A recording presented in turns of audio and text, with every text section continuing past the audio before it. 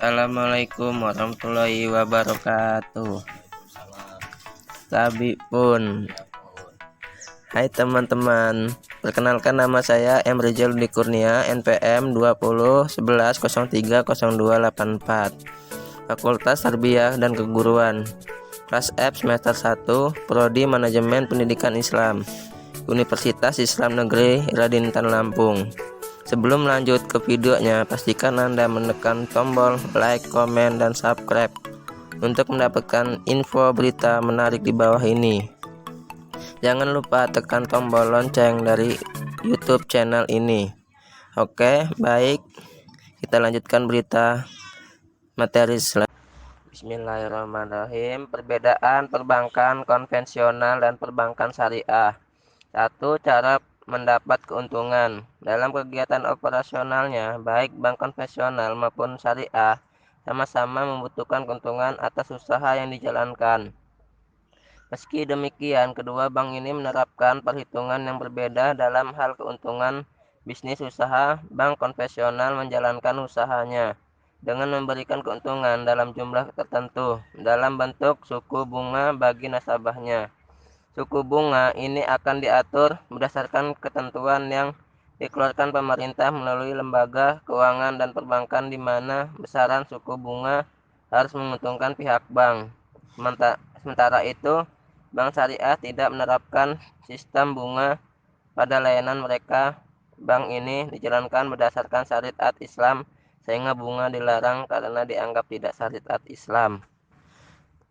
2. Sistem operasional. Bank konvensional dijalankan berdasarkan standar operasional perbankan yang telah ditetapkan pemerintah dan tunduk pada aturan hukum yang berlaku di Indonesia. Hal ini diatur pemerintah melalui lembaga keuangan dan pihak lainnya yang dianggap berkepentingan dengan masalah tersebut. Sementara bank syariah tentunya mengikuti aturan syariat Islam. Semua kegiatan operasionalnya yang dijalankan akan dilakukan berdasarkan ketentuan yang telah dikeluarkan melalui Fatwa MUI yang diambil berdasarkan ketentuan syariat Islam. 3. Cara mengelola dana. Pengelolaan dana di bank konvensional bisa dilakukan pada berbagai lini bisnis yang dianggap aman dan menguntungkan.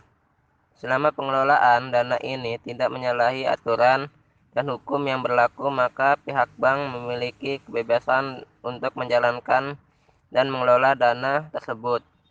Bank juga memiliki sejumlah kewajiban kepada nasabahnya terkait dengan dana simpanan dan investasi yang disetorkan ke bank yang bersangkutan. Dalam bank syariah, dana nasabah yang terima dalam bentuk titipan atau investasi tidak bisa dikelola pada semua ini bisnis secara sembarangan. Pengelola dan investasi yang dilakukan bank syariah harus berdasarkan syariat Islam, di mana lini bisnis yang dipilih harus dipenuhi aturan syariat Islam. Nomor 4. Metode transaksi. Seluruh aturan serta kebijakan transaksi yang ditemui dalam bank konvensional telah diatur dan dijalankan berdasarkan hukum yang berlaku di Indonesia. Sementara pada bank syariah, secara khusus beberapa transaksi telah diatur berdasarkan fatwa MUI, diantaranya adalah sebagai berikut. Bagian A. Akad al-mudarabah bagi hasil. B. Al-musyawarakah perkongsian. C. Al-musokat kerjasama tani. Al-ba'i bagi hasil. E. Al-ijrah sewa menyewa. F. Al-wakalah keagenam. Perbedaan asuransi konvensional dan asuransi syariah. Pertama, perbedaan konsep fundamental. Dewan Syariah Nasional MUI menetapkan pengertian asuransi syariah (takmin, takaful, atau tadanmun) sebagai usaha saling melindungi dan tolong-menolong di antara sejumlah orang atau pihak melalui dana investasi dalam bentuk aset atau terbaru yang memberikan pola pengembalian untuk menghadapi risiko tertentu melalui akad pernikahan yang sesuai dengan syariah.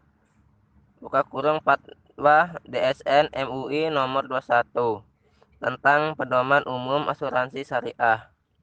Berdasarkan fatwa DSN MUI tersebut dapat disajikan bahwa konsep fundamental asuransi syariah adalah kegiatan tolong-menolong di antara peserta asuransi syariah dan tidak bertujuan komersil. Sementara itu, konsep dasar asuransi konvensional adalah jual beli antara peserta dan perusahaan. Hal ini dapat dipahami dari arti asuransi secara umum yang berarti jaminan. Dalam Kamus Besar Bahasa Indonesia, kata asuransi adalah pertanggungan.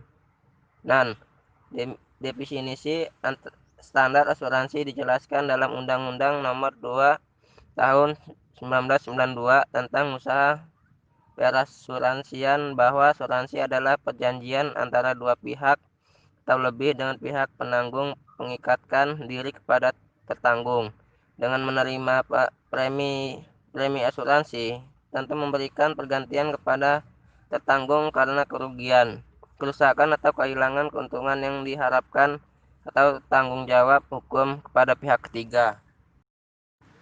2. Perbedaan pengelolaan risiko. Prinsip pengelolaan risiko asuransi syariah adalah berbagi risiko, risk sharing, yaitu risiko ditanggung bersama sesama peserta asuransi. Sementara itu, prinsip pengelolaan risiko asuransi konvensional adalah transfer risiko, buka kurung risiko transfer, yaitu prinsip risiko dengan cara mentransfer atau memindahkan risiko serta asuransi ke perusahaan asuransi. Sementara itu, pengelolaan asuransi konvensional menggunakan prinsip-prinsip sebagai berikut, yaitu 1. Insurable interest. Prinsip ini menyatakan bahwa pihak-pihak yang ingin mengasuransikan buka kurung tertanggung harus mempunyai hubungan keuangan dengan objek yang dipertanggungkan, sehingga pada tertanggung timbul hak atau kepentingan atas objek yang dipertanggungkan, sehingga hubungan keuangan antara tertanggung dengan objek pertanggungan menjadi sah menurut hukum yang berlaku. Nomor 2. Utmost good faith, buka kurung kejujuran kesempurnaan. Prinsip ini menyatakan bahwa tertanggung yang ingin mengasuransikan objek pertanggungan harus mempunyai itikat yang sangat baik dalam berasuransi. Hal ini bermakna bahwa tertanggung harus secara sukarela menerangkan kondisi yang sebenar-benarnya berdasarkan fakta yang ada di atas objek yang akan dipertanggungkan tersebut sebagai kepada penanggung, sehingga penanggung memperoleh informasi secara lengkap dan benar mengenai kondisi objek pertanggungan, dan sebaliknya penanggung berkewajiban memberitahukan sejelas-jelasnya dan teliti mengenai segala fakta penting yang berkaitan dengan objek yang diasuransikan. Nomor 3. Indemnity. Prinsip ini menganut asas keseimbangan dalam asuransi. Maksudnya adalah resiko yang dialihkan kepada penanggung harus diimbangi dengan premi yang dibayar oleh tertanggung. Asas keseimbangan yang mempunyai arti penting, sebab bila terjadi kerugian, maka ganti rugi atas kerugian tersebut harus sebanding dengan resiko yang dialihkan kepada penanggung. Alhamdulillah, gimana sobat atas materi yang saya sampaikan pada hari ini. Semoga bermanfaat untuk kita semua ya. Dan sekali lagi saya ingatkan, jangan lupa like, comment, and subscribe, serta tombol lonceng di bawah ini untuk mendapatkan info berita menarik dari YouTube channel ini. See you next video. Peace out and bye bye. Wassalamualaikum warahmatullahi wabarakatuh.